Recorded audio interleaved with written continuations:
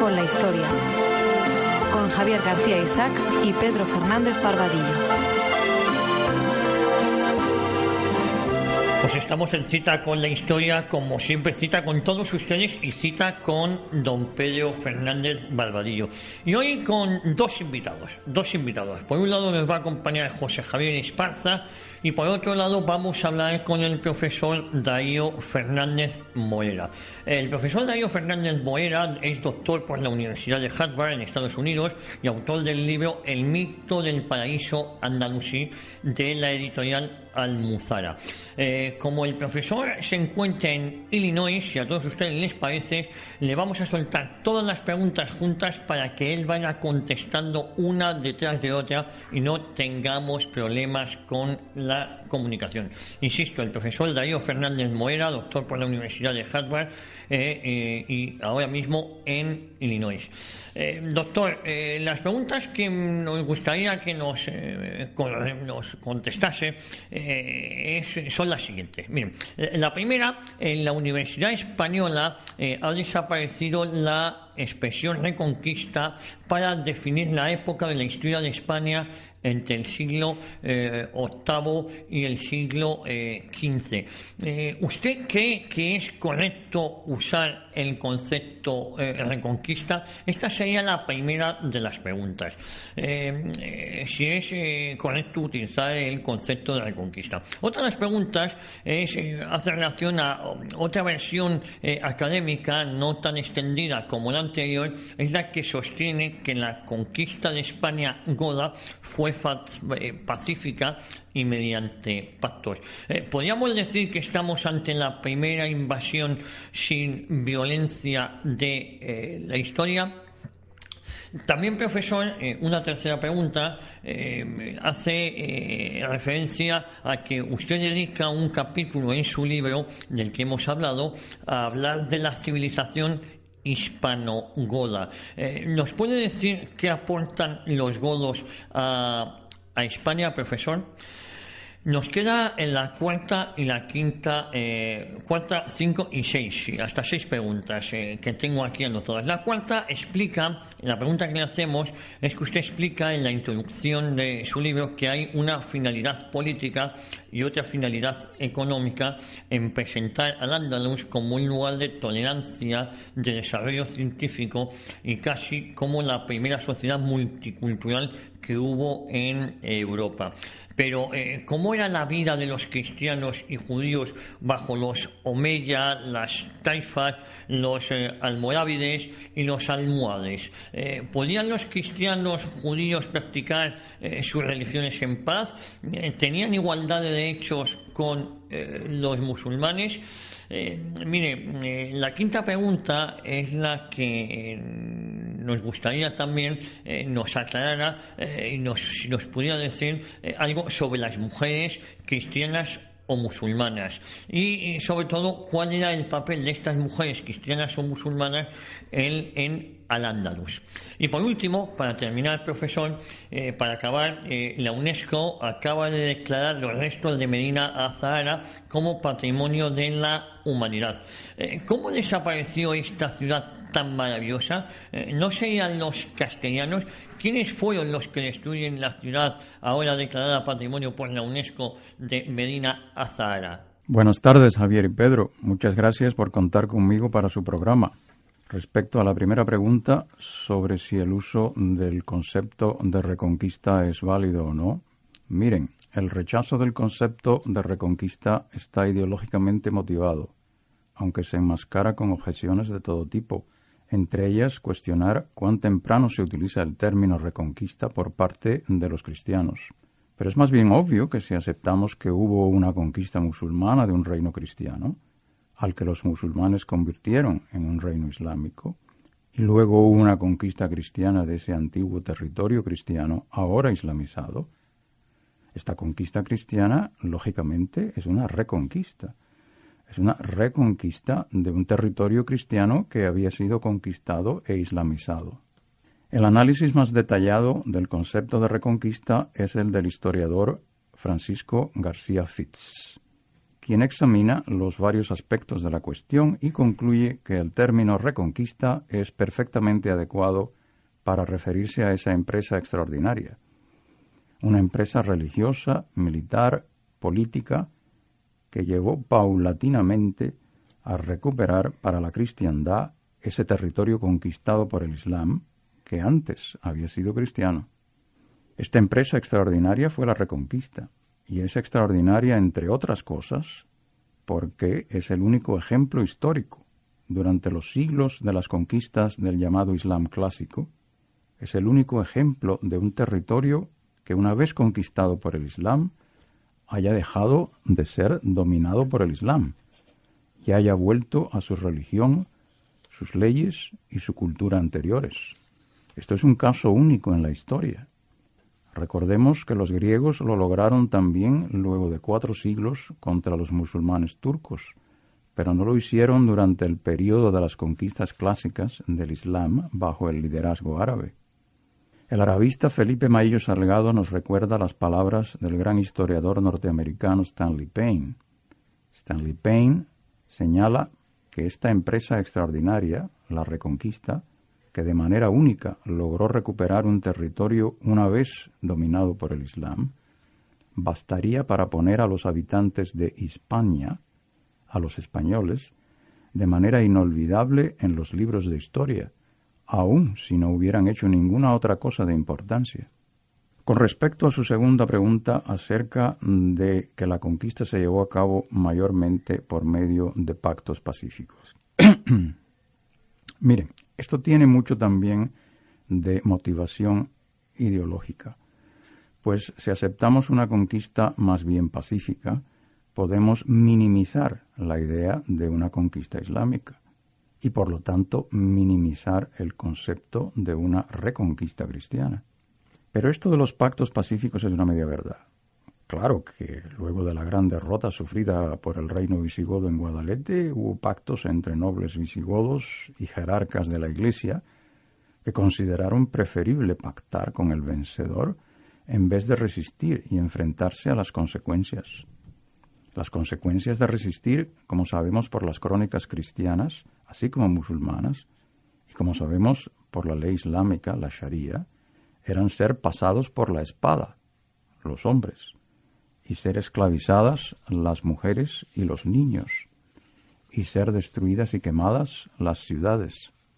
¿Y qué eran estos pactos pacíficos? Eran versiones de la Dima, el ingenioso contrato de protección que el Islam les daba a aquellos que se sometían sin resistir, pagaban un tributo, la yizia, y aceptaban permanecer como dimíes, es decir, como cristianos o judíos en una condición subalterna jurídicamente, religiosamente, políticamente y aún sexualmente, con respecto a los musulmanes. Nadie entra en un pacto bajo estas condiciones a menos que tema por su vida. Los dimíes eran protegidos, sí, contra lo que les sucedería si rechazaban o no aceptaban las limitaciones y el tributo que requería tal protección.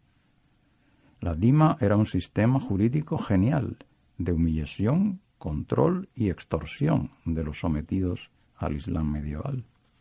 Su tercera pregunta es sobre qué aportaron los godos a España. Esto es algo que también por motivaciones ideológico-políticas se ha tergiversado.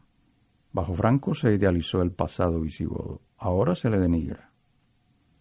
Esta denigración también facilita ver la conquista islámica de manera positiva, pues si el reino visigodo cristiano era un reino de opresión e ignorancia, pues qué bueno que fue destruido por los musulmanes, que en su lugar erigieron una civilización maravillosa, un ejemplo de diversidad y tolerancia para su época y la nuestra. Pero lo que sabemos por las fuentes, y este conocimiento está en aumento continuamente debido a las investigaciones de los arqueólogos, estas fuentes nos dicen algo muy diferente. La arqueología es fundamental aquí, porque los musulmanes trituraron las construcciones materiales del reino visigodo. Las trituraron por una parte para utilizar sus superiores materiales de construcción, como nos recuerda el historiador del arte Basilio Pavón Maldonado.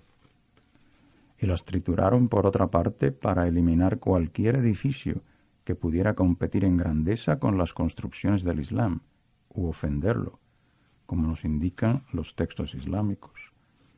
Así, como explica el arqueólogo Pedro Marfil, la gran basílica de San Vicente de Córdoba fue triturada para construir encima la famosa mezquita de Córdoba. Con justicia poética, la mezquita fue convertida en iglesia en el siglo XIII por el rey Fernando III y donada a la Iglesia Católica. El nombre mezquita catedral es desde luego conceptualmente un oxímoron y una fantasía. Allí se celebran misas, no ritos musulmanes. Y cuando se habla de la mezquita de Córdoba, no se menciona que los musulmanes destruyeron la gran basílica de San Vicente de Córdoba.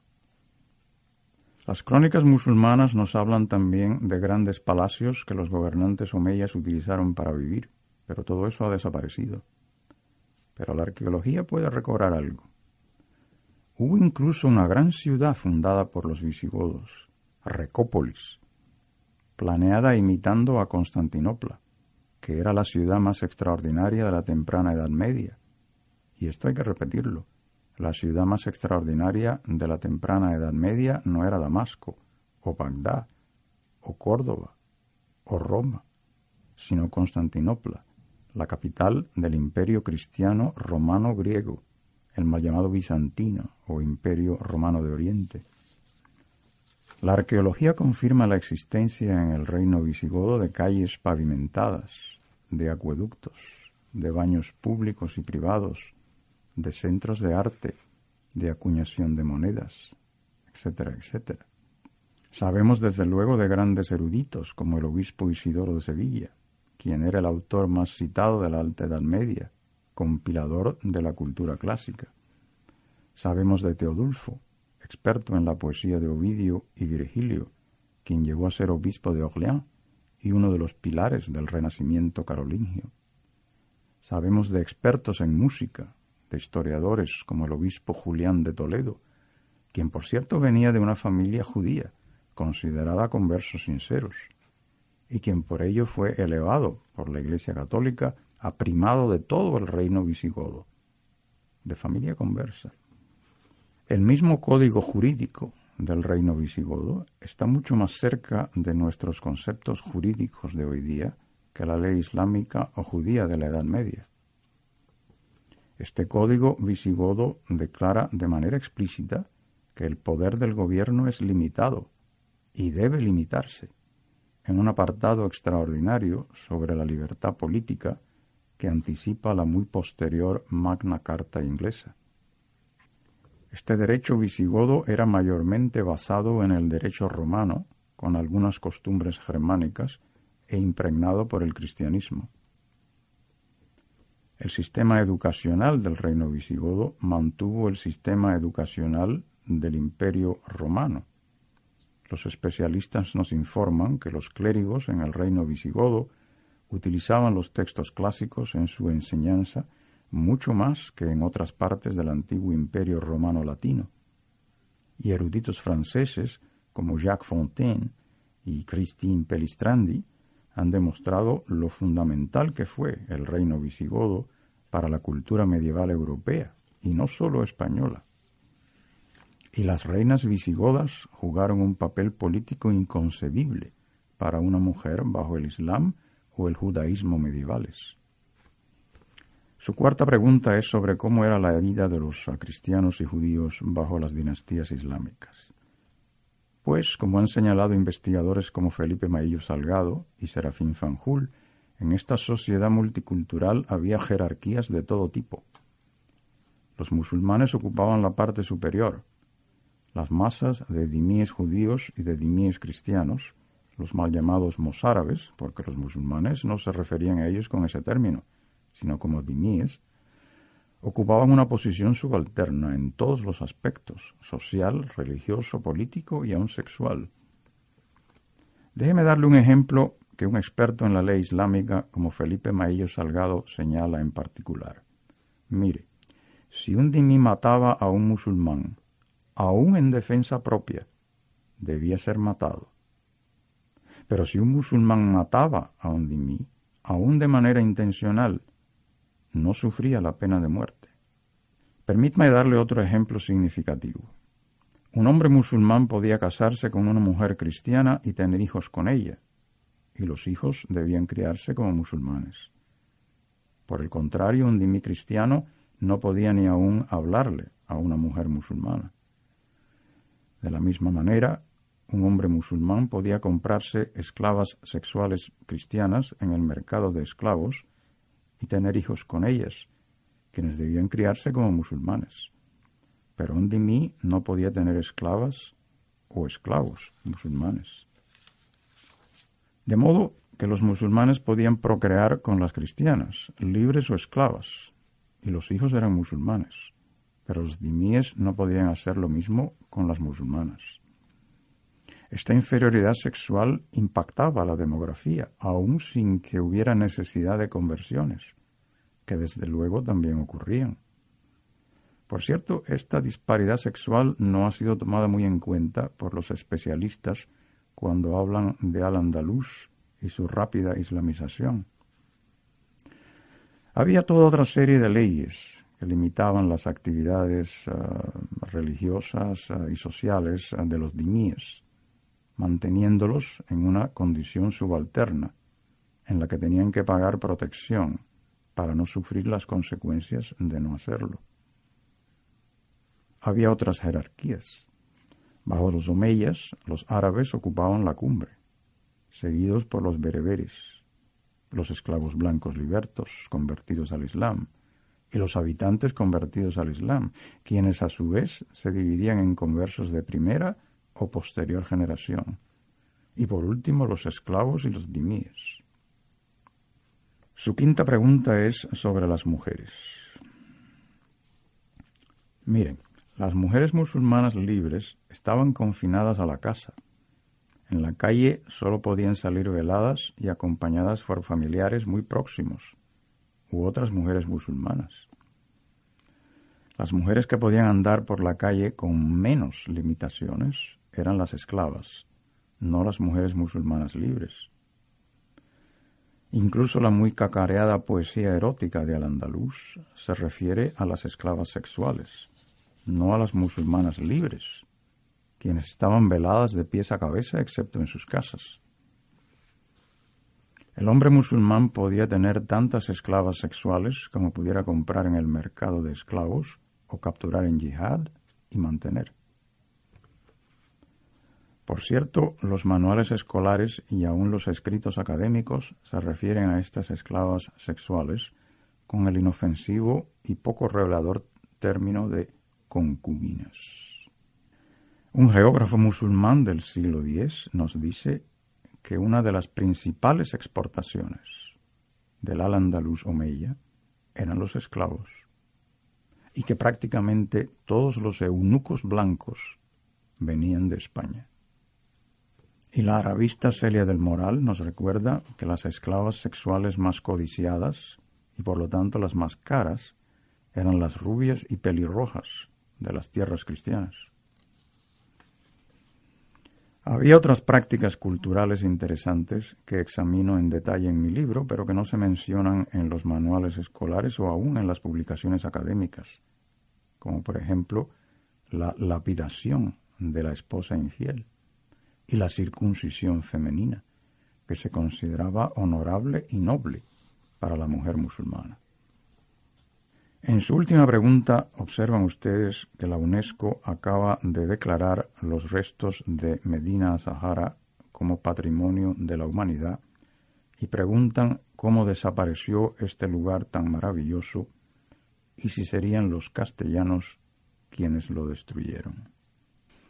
Pues encajaría mejor en la narrativa corriente que hubieran sido los malvados castellanos cristianos, pero no, fueron los musulmanes bereberes quienes lo destruyeron durante una de las muchas guerras internas de este paraíso multicultural.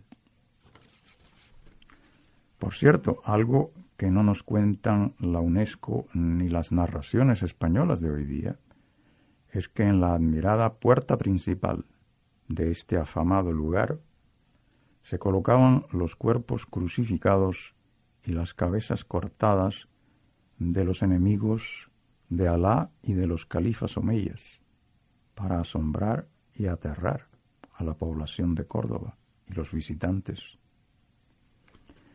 Estos cuerpos crucificados y estas cabezas cortadas eran de lo primero que veía un visitante al llegar a Córdoba. Pero bueno, ha sido un placer estar con ustedes y con el público español. Gracias por fijarse en mi libro. Si el público que oye accede a la página web de la Universidad de Northwestern y busca mi nombre, pueden encontrar mi página y artículos y videos accesibles. Muchas gracias. Escuela Infantil Camino Real, el valor de un buen principio. En la Escuela Infantil Camino Real desarrollamos todas las capacidades con una metodología personalizada, en un ambiente lleno de estímulos, acogedor y seguro. Estamos en Torrejón de Ardoz, Avenida Constitución 190, teléfono 916-561-484. Visita nuestra web escuelainfantilcaminoreal.com. Plazas limitadas. Fichtes, limpieza de moquetas, tapicerías y todo tipo de pavimentos. Fichtes, especialistas en recuperación y rehabilitación de suelos. Teléfono 91 870 4696. Para más información de Fichtes, info@fichtes.com.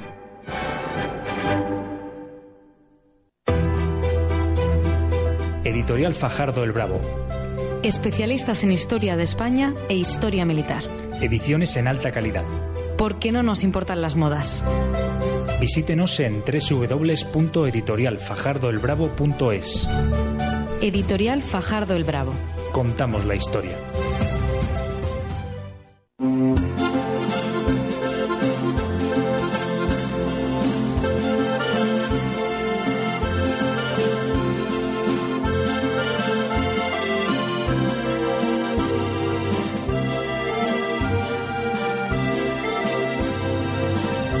Pues seguimos de nuevo en Cita con la Historia, cita con don Pedro Fernández Barbadillo. Pedro, que ni siquiera te he saludado. Ni me has saludado ni has dicho el título del programa. Efectivamente, ¿qué razón tienes? Pero bueno, teníamos al profesor Darío Fernández Morera por teléfono desde Estados Unidos y las prioridades, lo urgente en el periodismo se impone sobre lo importante. Efectivamente. Bueno, pues cuéntanos, porque ya también tenemos a José Javier Esparza, pero cuéntanos cómo se llama el programa y la introducción del mismo. El programa se titula 1300 años de Pelayo y de Covadonga. Porque la lucha por la verdad histórica no se limita ni al siglo XX, ni al siglo XIX, ni ahora que acabamos de celebrar otra diada, al siglo XVIII, a Franco o a la Guerra de Sucesión en Cataluña. Muchos hechos están atacados por la historiografía dominante en un periodo de tiempo mucho más lejano.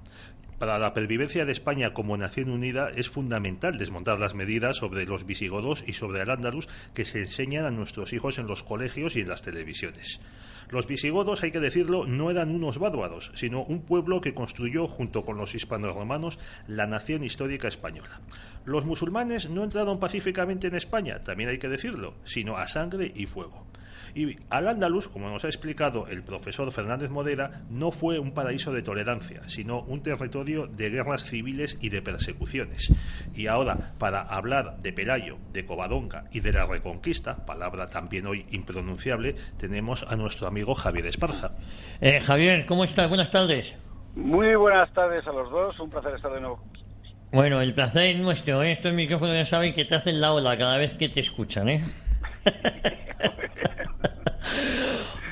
Yo, si me permitís, la primera pregunta, ya que se ha puesto muy de moda poner en duda la Reconquista, ¿existió la Reconquista? ¿Se le puede llamar Reconquista? Bueno, ese es el típico bizantinismo que le encanta al mundo cultural español y que no lleva exactamente a ningún lado. Vamos a ver, ¿existió realmente la Edad Media? ¿Se le puede llamar Edad Media cuando estamos hablando de un periodo de más de 1000 años? ¿Media de qué? Bueno, es un poco lo mismo, ¿no? Es decir, la historia pone convencionalmente nombres a las cosas para orientarse, porque una de las principales señales del ser humano es que pone nombres a las cosas para saber dónde está. Si en lugar de llamarlo Reconquista se le quiere llamar, pues no lo sé, recuperación, yo qué sé. recristianización también valdría, pero el hecho es que se llama Reconquista porque además ocurre que desde bastante temprano, tanto como el siglo IX, había una conciencia extendida en todos los reinos cristianos de la península de que había que recuperar algo que se perdió, que ellos consideraban que se perdió y que les tocaba recuperarlo. La legitimidad para tal aspiración pues, seguramente es discutible, pero en todo caso el hecho objetivo es ese. Entonces, realmente, ¿qué más da como lo llamemos? Al final lo que hay es una cuestión ideológica de fondo, ¿no? Es decir, no sé, claro, reconquista significa que era suyo, pero se perdió, entonces había que conquistarlo de nuevo, pero en realidad no, porque aquello no era España, aquello era otra cosa que no era España. Sí, se llamaba Hispania, y que quiere decir España, y estaba en la península ibérica, pero no era España realmente, era otra cosa. Bueno, basta de pavadas, por favor.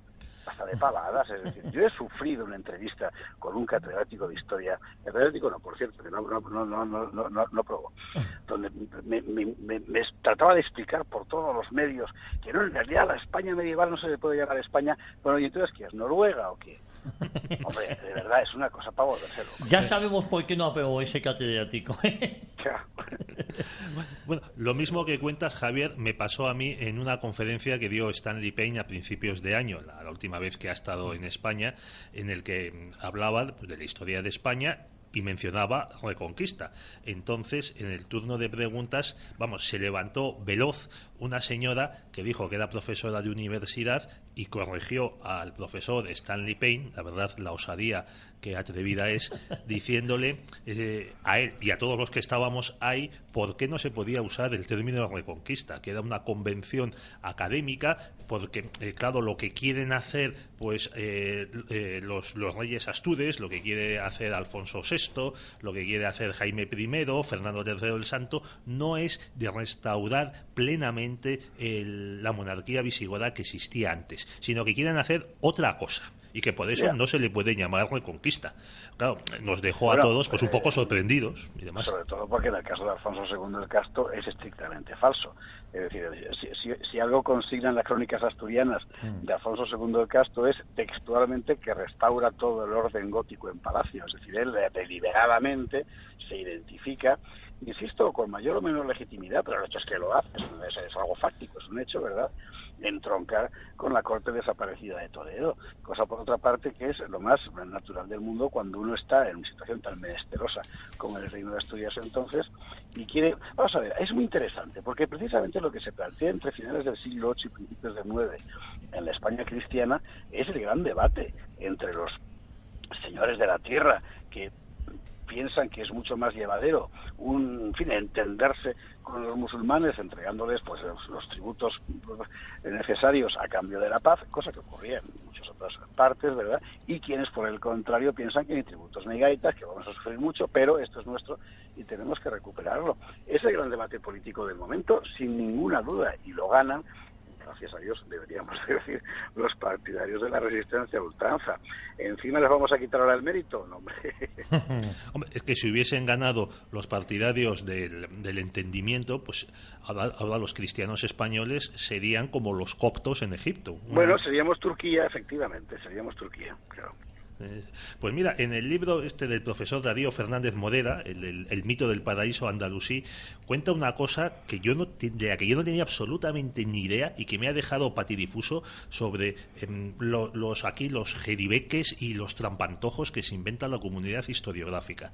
Él cuenta que hay una tendencia entre los estudiosos cierto sector de estudiosos de la España medieval de hablar de Iberia, no de España. Ni de Hispania, sino de Iberia. Es decir, que en la Reconquista, también aquí la verdad estamos empleando palabras que al final no vamos a saber de qué hablamos.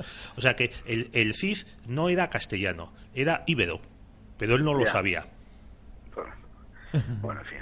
Todas estas cosas, el problema es que solo sirven para sembrar confusión sobre algo tan elemental, sobre un deseo humano tan elemental que es el de saber de dónde es uno, ¿no? El iberismo, por otra parte, es una corriente, en fin, de lo más respetable, ¿no? Pero hay que recordar que los grandes iberistas, los partidarios de que Portugal y España sigan siendo lo que un día fueron, es decir, la misma unidad, consideran que la hispanidad también incluye a Portugal, cosa en la que yo, por cierto, esa de Queiroz, por ejemplo, ¿no? Cosa en la que yo, por cierto, estoy de acuerdo. Bueno, es un combate ideológico que se superpone al combate por la verdad histórica, ¿no? Y es del que hay que, a mi modo de ver, apartarse absolutamente. Yo en mi próximo libro sobre los visigodos, el 16 de octubre sale. 16 de octubre, que se lo apunten nuestros oyentes. ¿Podemos decir el título? Sí, visigodos. Historia verdadera de la primera España. Sí. Bueno, precisamente una de las cuestiones que se plantea es que aquello no era España. Vamos a ver. Se llama Hispania, que en latín quiere decir España. Ahora vamos a Caladenares, vamos a Complutum. Bueno, pues España, Hispania.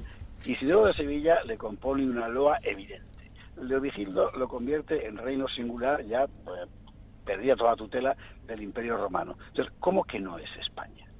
¿Cómo que no es España? ¿Quiere decirme que no es la España moderna democrática que nace con la Constitución del 78? Pues efectivamente no es, claro que no lo es, pero claro que es España.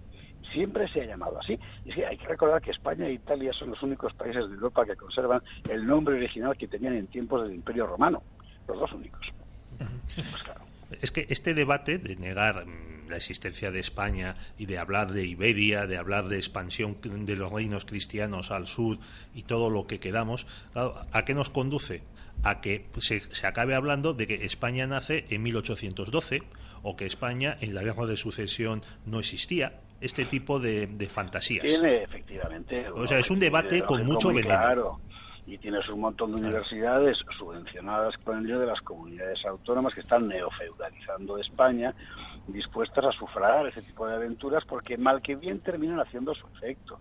Es decir, que ya hay una generación de intelectuales, llamémosle así, de españoles convencidos de que en realidad son españoles pues por un accidente del DNI, que en realidad su origen es otro, distinto, ¿no?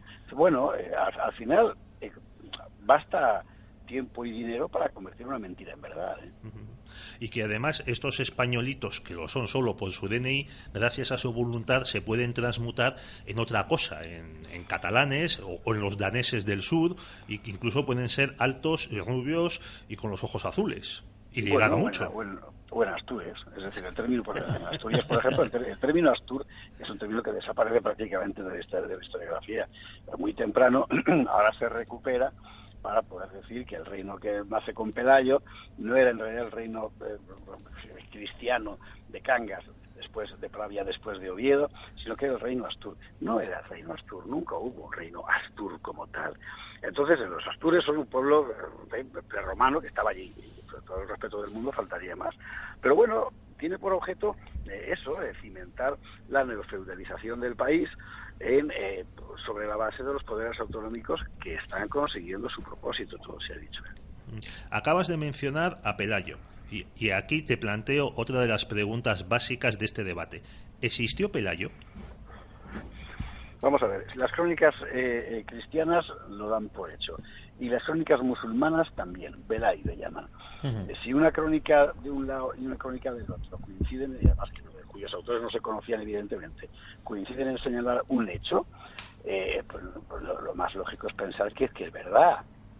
Es muy difícil demostrar que es mentira, ¿no? Con lo cual Pelayo existió. La tradición cristiana le hace espatario del rey Rodrigo, es decir, la guardia de corps, por así decir, del rey Rodrigo.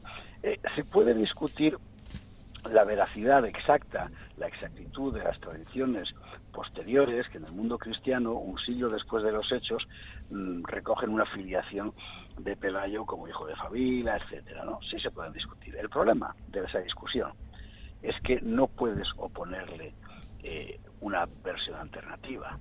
O sea, con frecuencia se dice, por ejemplo, el caso del hallazgo de la tumba del apóstol Santiago es muy claro. ¿Sabes que este dato aparece en la Concordia de ante altares un siglo después de los hechos? Y también, ¿tenemos algún otro dato anterior o posterior que nos permita pensar que es mentira? No. Bueno, pues lo lógico es pensar que el único dato que tenemos es el real y no aplicar esa sospecha anti-española, en realidad, que consiste en pensar que todo aquello que no está documentado en el momento en que ocurrió es falso. Si aplicáramos ese criterio, la guerra de las Gabias de Julio César jamás habría existido, porque el único ejemplar que tenemos es 2 siglos posterior a lo que César hizo, ¿no? Bueno, pues hay que pensar que Pelayo existió, porque es el único dato que tenemos, y hay que pensar que su resistencia empezó realmente en Covadonga, como dice la tradición, y como por otra parte dice también el sentido común, porque si en algún sitio puede uno enriscarse y echar a una tropa mayor, pocos lugares hay como Covadonga para hacerlo. Es que la excusa que se usa para negar la existencia de Pelayo por parte de estos académicos más o menos subvencionados es que el primer documento cristiano que tenemos que habla de la invasión árabe, la crónica mozárabe del 754, no lo menciona. Claro, también su autor parece que la escribió en Córdoba, ya en la Córdoba andalusí, y que esas noticias no llegarían hasta allí, o si llegaron, pues claro, no salieron de la corte y no se les dieron a esos cristianos, a los dimíes, como decía el profesor Fernández Morera, no sea que se animasen y se sublevasen. Y luego, bueno, y es enteramente lógico, además, que no llegaran. Hay que pensar, por ejemplo, que la acción diplomática de la Francia carolingia sobre la cristiandad española, que es un hecho concreto y documentado, etcétera, no nos consta hasta muy terminando el siglo VIII, principios del siglo IX. En el año 754, cuando se escribe la crónica mozárabe, cuyo autor, por cierto, se permanece entre brumas, lo que hay en el reino de Asturias, fundamentalmente, es un pequeño señorío territorial muy mal cosido que trata por todos los medios de constituir algo parecido, después de Alfonso I el Católico, es que lo siento porque se llama así, el Católico, es lo que se le puso. Bueno, trata de construir algo parecido a una unidad política en un territorio orográficamente, en fin, cualquiera que conozca la nuestra España sabe lo que es aquello, muy complicado de gobernar, y además con una amplia zona intermedia donde no hay nada, porque la rebelión berebere, les hablaba antes de las guerras internas de los musulmanes, ¿no? La rebelión berebere de los años inmediatamente posteriores a la conquista han convertido aquello prácticamente en un desierto. No hay comunicaciones. Lo sabemos por las monedas, por ejemplo. Ni siquiera había monedas en el reino de Asturias. Ya con Alfonso II, que introduce los sueldos carolingios de plata, ¿no? Y entonces empieza a circular la moneda. Es que el reino de Asturias era el mundo de Braveheart completamente. ¿Qué quieres? ¿Que haya un cronista con el teletipo a Córdoba a contarlo? Pues evidentemente no. Un estudioso que seguro que has consultado, el profesor Felipe Maillo, él suele decir que vamos a ver, que el asentamiento de los musulmanes, al Andalus, llegaba ya a finales del siglo VIII hasta poco más, hasta el sistema central. O sea, lo que había más allá, o sea, la meseta del Duero y demás, ya estaba abandonado por los musulmanes, podía estar más o menos desierto. Sánchez Albornoz habla del gran desierto y demás, otros lo han negado y demás, pero es cierto que se queda una gran zona del norte de la península, digamos, separada de la soberanía, del poder andalusí, y eso es lo que permite también a estos astures, a Pelayo y a sus descendientes, establecerse. Y también se produce, pasado un tiempo, la emigración de cristianos que estaban en Al-Ándalus. Sí, exactamente, así es. Hay que tener en cuenta una cosa. Estamos hablando de los siglos 8 y 9, es decir, no había carreteras más que las calzadas romanas. Los medios de transporte eran los que conocemos, los carros y las caballerías. Los núcleos de civilización, de población, se establecen necesariamente sobre las vegas de los ríos y allá donde hubiera ciudades con anterioridad. No había otra forma de controlar el territorio. No había más comunicación que las palomas mensajeras, y estas, por cierto, con cuentagotas. O sea, es ese mundo. Es decir, llegar a ocupar un territorio era una cosa que sencillamente era impensable. Tú podías hacerte con el poder en una ciudad preexistente y, por tanto, desplazar a la élite gobernante, que es lo que hicieron los godos con los romanos y después los musulmanes con los visigodos, ¿verdad? Y quedártela tú. ¿Qué es lo que ha cambiado? Bueno, lo que ha cambiado fundamentalmente es que la gente a partir de ahora te va a pagar a ti los tributos. Eso es lo que va a cambiar fundamentalmente. Y luego el Islam, además, en el siglo IX empieza a meter una islamización en profundidad, de la sociedad cristiana, pero de forma bastante tardía. Esto quiere decir que aquellos lugares donde no había centros de población importantes, ni vegas que atrajeran la población y la riqueza, normalmente quedaban fuera del orden. Lugares como Segovia, por ejemplo, o Ledesma estaban poblados, pero estaban poblados por gente prácticamente nómada. por bereberes que se encargaban de coger esclavos al otro lado del Duero y ese tipo de cosas. Cuando llega la Reconquista, Tormes, quiero recordar que es en Salamanca, donde dice la crónica que allí solo había gente barbárica, literalmente. ¿Qué era esa gente barbárica? Pues la gente que vivía con sus rebaños de cabras de uno para otro. Porque es que esa era la realidad geográfica, de la geografía humana, digamos, de la España de la época. En época de Alfonso II el Casto, los ejércitos cristianos están en condiciones de hacer racias importantísimas en el norte, de la cabecera del Tajo, por ejemplo, ¿no? Guadalajara, etcétera. Están en condiciones de hacerlo porque es que no había nada allí. Había pequeños destacamentos que eran fácilmente que eran asequibles, digamos, a una victoria sobre ellos. Pues claro, y de tal forma que la Universidad de Sevilla, por ejemplo, ha demostrado que cuando termina la época de Almanzor, y estamos hablando de finales del siglo X, el 70% de la población de Al-Ándalus, no digo de España, de Al-Ándalus concretamente, era todavía mozárabe, eran cristianos. Es que esa es la realidad de la ocupación musulmana sobre la península ibérica. Es que necesitaban mano de obra esclava que trabajase para ellos y pagase impuestos. Y pagas impuestos, porque hay que recordar que unos impuestos solo tremendos. pagan uno. Pues claro, impuestos además terribles que en la época de Almanzor fueron brutales y que en época almorávide llegaron al 60%, casi como en España actual, una cosa tremenda. Hay otros dos elementos que también hay que citar para que la gente se haga una idea de esa situación en el siglo VIII. Primero, que la población de la España visigoda, vamos a decir la España en paz, antes de la entrada de los musulmanes en el 711, pues era muy baja, unos 4 o 5 millones. Como mucho, efectivamente 5 millones, y teniendo en cuenta además que a finales del siglo VII... Sí, había habido una peste. La epidemia de peste de Narbona, que se extiende por toda España y que se calcula que se lleva cerca de una cuarta parte de la población, que se dice pronto. Y luego el segundo factor, que tú ya lo mencionaste en otro programa que hicimos contigo, es la inmensa destrucción causada por los musulmanes en el patrimonio histórico, y artístico y cultural de los hispanos de la época. O sea que también hay que tener en cuenta no solo el saqueo, por ejemplo, de las columnas con las que se construye el bosque de columnas de la mezquita de Córdoba, sino que hay una destrucción de ciudades y también de documentos. Y de la memoria, por tanto. Fíjate Mérida. Mérida es una ciudad que resiste a la invasión. Al final tienen que pactar los musulmanes para poder tomarla. Pagan un tributo, los musulmanes entran, respetan el conjunto de la ciudad, menos las iglesias que las saquean y queman todas. ¿Dónde estaba la cultura del conocimiento en la época, en España y en cualquier otro país europeo? En las iglesias. De tal forma que la destrucción, sobre la cual por otra parte las crónicas árabes no escatiman detalles, porque ellos lo muestran como, en fin, un ejemplo de poderío, ¿verdad? La destrucción de las iglesias lo que trae consigo es la destrucción completa de la memoria cultural de la España goda. Memoria cultural que hay que recordar que en tiempos de Sisebuto, por ejemplo, incluía cosas como el conocimiento pleno de que la Tierra era redonda, de las esferas celestes, del mecanismo de los eclipses, con términos como los actuales, que la España visigoda era eso, con las pizarras visigóticas, por ejemplo, escritas por gente del común, por siervos, que estaban alfabetizados, cosa realmente única en Europa. Todo eso se pierde con la destrucción de la cultura hispano-goda a manos de la invasión musulmana, precisamente. Sí, volvemos a Pelayo. Es elegido en el 718, que es por lo que estamos haciendo este programa, el 1300 aniversario. También hay una polémica un poco estúpida, con perdón, sobre si fue elegido príncipe, monarca o no sé si árbitro de fútbol. Sí, eso nadie lo sabe en realidad. Parece que Pelayo nunca se tituló rey.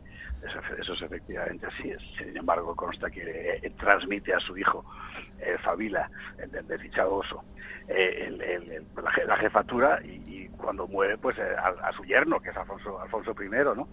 Estamos hablando de una realidad política extremadamente precaria, en la que lo que hay fundamentalmente son dos linajes que controlan a la tierra y a los señores de la tierra porque les prestan obediencia, que son el de Pelayo y el del duque Pedro de Cantabria, que era un dux hispano-godo con sede en Amaya hasta que los musulmanes llegan hasta allí. Estamos hablando de un mundo muy primitivo desde el punto de vista político, perdón, con estructuras políticas muy menesterosas, muy elementales. Se ha dicho que el trono de Pelayo era una silla de montar y seguramente es verdad. Entonces, rey, es rey. Bueno, llámalo Pudillo, llámalo X. Realmente no hay una figura. ¿Cómo decir, documental, diplomática, como se dice en historiografía, que diga si fue elegido rey u otra cosa, pero es evidente que fue elegido jefe de algo que se convirtió en un reino enseguida. José Esparza, mira, hay una pregunta que tengo. Esparza, José Javier Esparza. Me gustaría que nos hablarais de la batalla de Covadonga, la importancia que tuvo. Bueno, vamos a ver. Lo que se sabe de Covadonga, con toda seguridad, es lo siguiente. En torno a Pelayo se cataliza la resistencia de la gente que vivía en el entorno de Cangas, Gijón, es decir, en torno a la vieja calzada que llevaba Gigia, contra los musulmanes que fundamentalmente habían empezado a exigir impuestos a gente que siempre, de hecho, lo que daba la gana, porque el tema es que Asturias, Cantabria son lugares muy difícilmente controlables. El pago de tributos era una cosa muy compleja. Que llegue alguien que además viene de fuera a decirte me tienes que pagar, ¿y de qué? Bueno, esa es una resistencia que se cataliza en torno a Pelayo, y lo que se sabe es que se llegan hasta el lugar que convencionalmente todo el mundo, en fin, acepta, que era Covadonga, y allí son cercados por una tropa musulmana. La versión musulmana de la batalla dice, les encerraron allí, se alimentaban, aquellos no salvajes, dice la crónica musulmana, se alimentaban solo de agua, y del agua de los manantiales, y de la miel de las rocas, ¿verdad? Y como, bueno, nos dieron por despreciables y se marcharon. Y a la salida es cuando la tradición cristiana cuenta que huestes fuera de Pelayo, fuera del duque Pedro, fueran ambas dos, aniquilan a aquella tropa musulmana que había ido allí a sacarlos. Inmediatamente después es la sublevación berebere en el norte de la España ocupada, y seguramente una epidemia de viruela, pero esto solo es una hipótesis, y aquella gente se tiene que retirar en masa hacia el sur, los musulmanes. O sea, además, hay que tener en cuenta desde su punto de vista lo que era aquello, es decir, un lugar de donde era muy difícil sacar beneficio material. El resultado final es que, bueno, el territorio queda liberado y es posible empezar a construir otra cosa. Pero, ¿la batalla es antes o después de la elección de Pelayo? Gran tema. Nadie lo sabe exactamente. Normalmente se acepta que la batalla es después de la elección de Pelayo como jefe y antes de su consagración, por así decir, como jefe de todos. Es decir, son los rebeldes quienes eligen a Pelayo jefe, y después de la batalla son todos los que aceptan a Pelayo como jefe. Este sería un poco el proceso. Pero, insisto, la documentación que hay no es más que la de las crónicas asturianas. Ese es el gran problema que tenemos, que apenas hay fuentes, y las fuentes están muy lejanas del momento de los hechos, y dicen, yo creo que ese es el gran problema, lo contrario de lo que muchos esperan. Pues seguramente, sí. Las crónicas de Alfonso III, estamos hablando ya de finales del siglo IX, ¿no? Claro. Son muy interesantes, además son de un lacónico desesperante.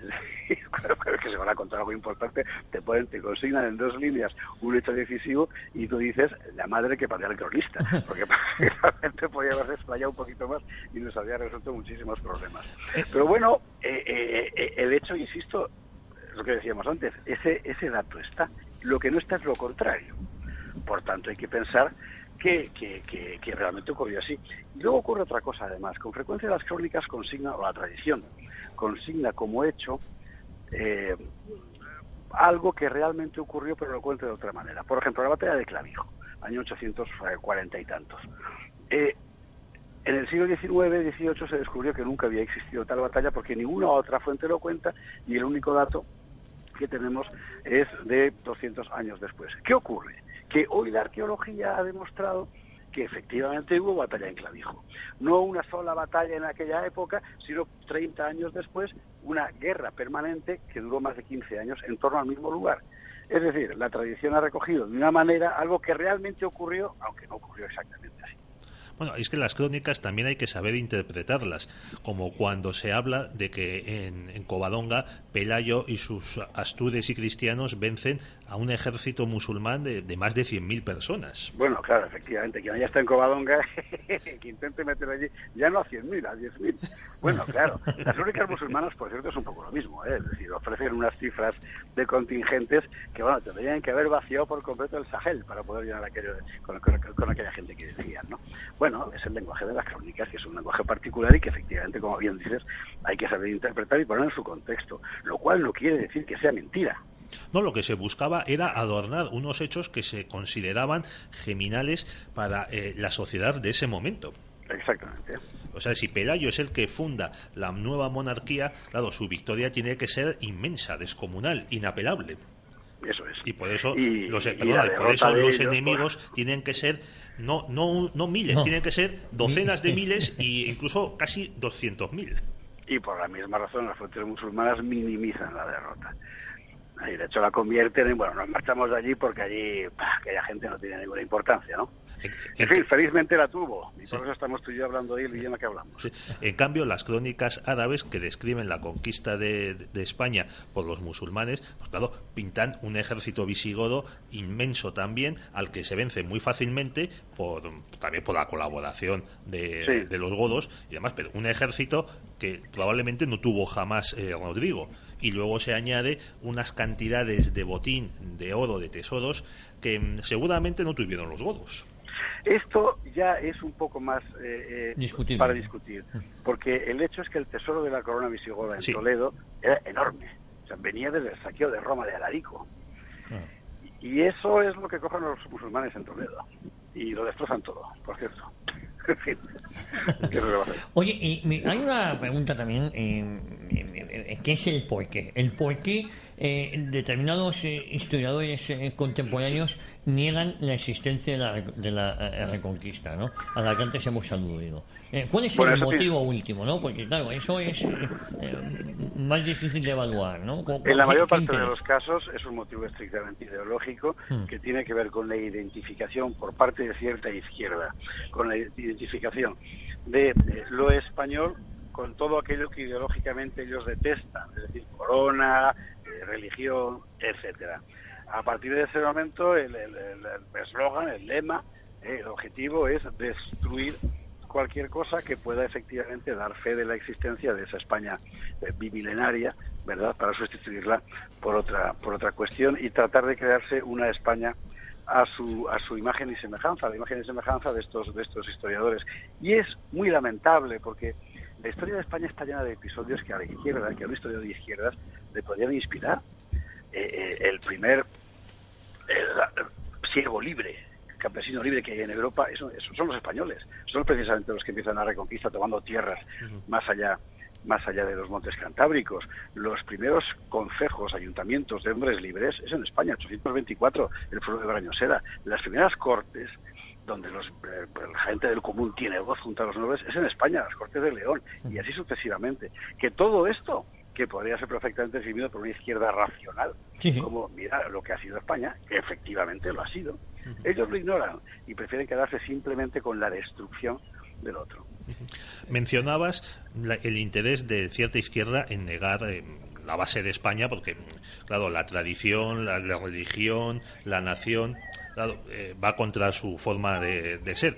Pero yo creo que en el caso de los norteamericanos, ahí ya su agenda cultural es distinta. O sea, ellos tratan de presentar un modelo de civilización andalusí en el que era posible una convivencia entre las tres culturas. Y yo creo que en parte también influidos por el shock que les produjo el 11S. Eso, por ejemplo, lo cuenta esta Menocal, María Rosa Menocal, que dice que se pone a pensar, bueno, y Karen Armstrong también, este vergonzoso premio Princesa de Asturias, el premio Princesa de Asturias que niega Asturias. Ellas dicen que les produjo tal miedo, tal pavor el ataque yihadista, que entonces tenían que volver atrás para buscar una época en la que los musulmanes no eran así. Los musulmanes eran buenos y mejores que nosotros. Bueno, pero eso es una enfermedad contemporánea. Eso es la ideología de la claudicación. que se ha impuesto desgraciadamente en todo Occidente y que salimos de ella o sencillamente nos llevará a la extinción. Es decir, cuando un pueblo colectivamente decide renunciar a lo que es pensando que sí va a vivir mejor, entonces morirá mejor. Pues querido José Javier, como siempre, muchísimas gracias por estar en los micrófonos de Radio Ya y te mandamos un abrazo. Gracias a vosotros, un abrazo muy fuerte. Recuérdanos el libro, José Javier, que sale el día 16 de octubre a la venta. Visigodos. Bueno, pues ahí estaremos. ¿En qué editorial? Que eso ha faltado. En la esfera de los libros. En la esfera de los libros. Un abrazo muy fuerte, José Javier. Un abrazo, Javier, un abrazo, Pedro. Un abrazo. Adiós. Bueno, nos quedan 4 minutos, escasos. Bueno, hemos tenido aquí a dos pedazos de autores presentando sus libros.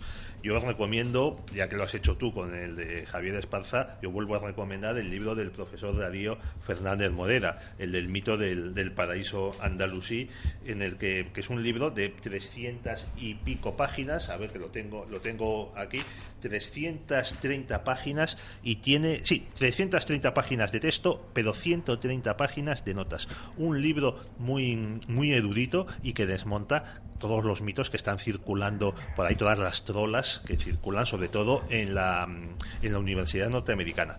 Pero para acabar, yo quiero que nos planteemos, Javier, lo que era la España visigoda en el siglo VII.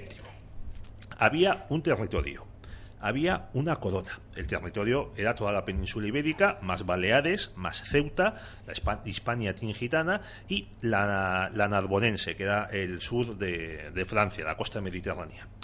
Un territorio, una corona, decía, un ejército, una armada, muy importante, una hacienda, una moneda, una ley y unos tribunales para toda la población, un órgano legislativo, que eran los concilios de Toledo, desde que los godos se convierten al catolicismo, un idioma y una liturgia. Y hemos hablado aquí del mal llamado rito mozárabe, que habría que llamarle el rito hispánico. Y también, por último, había una personalidad internacional reconocida por otros poderes, porque la monarquía goda, el reino de Toledo, mantenía pactos y alianzas con los merovingios y con el Imperio Romano de Occidente, y también por el papado. Bueno, si estos no son los atributos de un Estado-nación, yo no sé qué son, la verdad.